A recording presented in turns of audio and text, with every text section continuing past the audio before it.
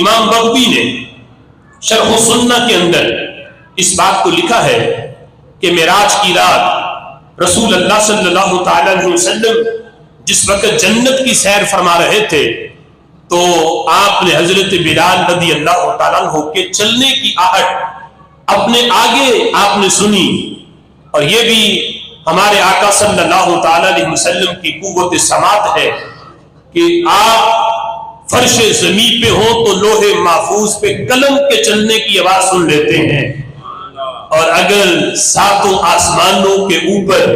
جنت کی سیر کر رہے ہوں، زمین پہ آپ کا غلام بلال چلے تو جنت میں رہتے ہوئے وہاں سے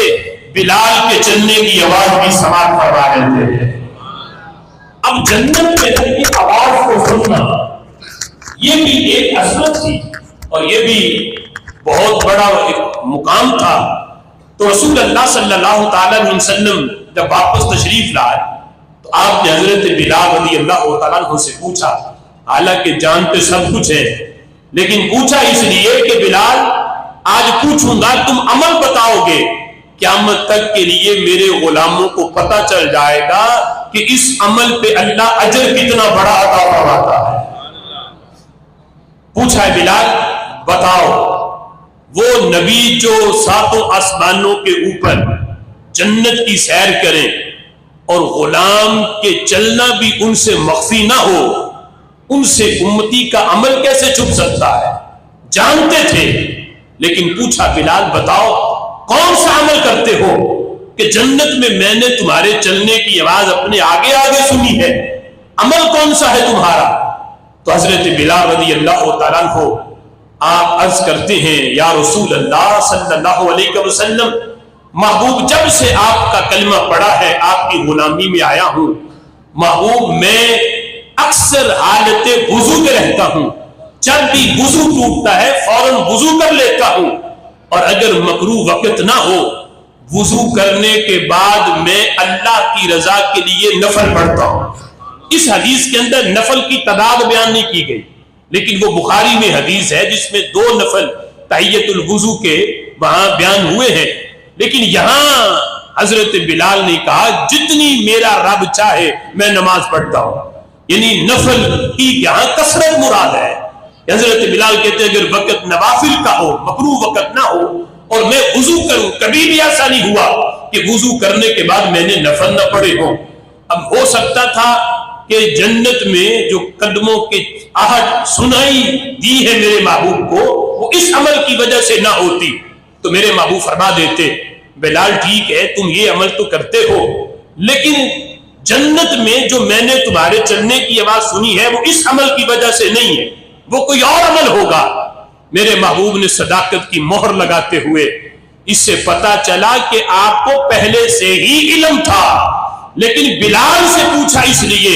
بلال تم عمل بتاؤ میں تصدیق کی مہر لگا دیتا ہوں، قیامت تک میرا جو امتی تمہارے جیسا عمل کرے گا اللہ اسے بھی یہی عظمت عطا فرما دے گا۔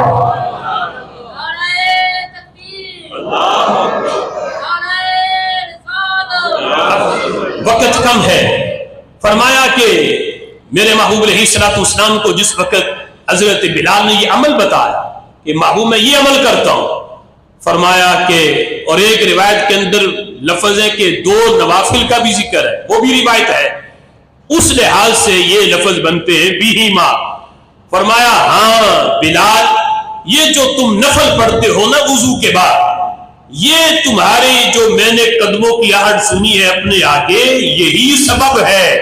اللہ نے ان 2 نوافل کی برکت سے تمہیں یہ شان عطا فرما دی ہے۔ حضرت بلال رضی اللہ تعالی عنہ کا یہ مقام نوافل کا پڑھنا اپنی جگہ پہ، لیکن یہ عظمت اور یہ شرف جو ملا ہے اس کی سب سے بڑی وجہ نسبت رسول صلی اللہ علیہ وسلم ہے کہ دیگر لوگ اگر ہزاروں سال بھی نفل پڑھے تو کسی ایک صحابی کے 2 رکعت نفل کا مقابلہ نہیں ہو سکتا، اور یہ باقاعدہ حدیث ہے۔ میرے محبوب فرماتے ہیں کہ دیگر جتنے افراد ہیں جن کو یہ منصب صحابیت کا شرف نہیں ملا صحابی ہونے کا، اس میں تابعین بھی ہیں، اس میں تبع تابعین بھی ہیں، فرمایا ان کی ساری زندگی ایک طرف اور میرے صحابی کی ایک سانس ایک طرف، سارے لوگوں کی زندگی کی جتنی عبادت ہے وہ مل کر بھی میرے صحابی کی ایک سانس کا مقابلہ نہیں ہو سکتا۔ یہ عظمت اور یہ مقام نسبت رسول صلی اللہ علیہ وسلم کی وجہ سے ہے۔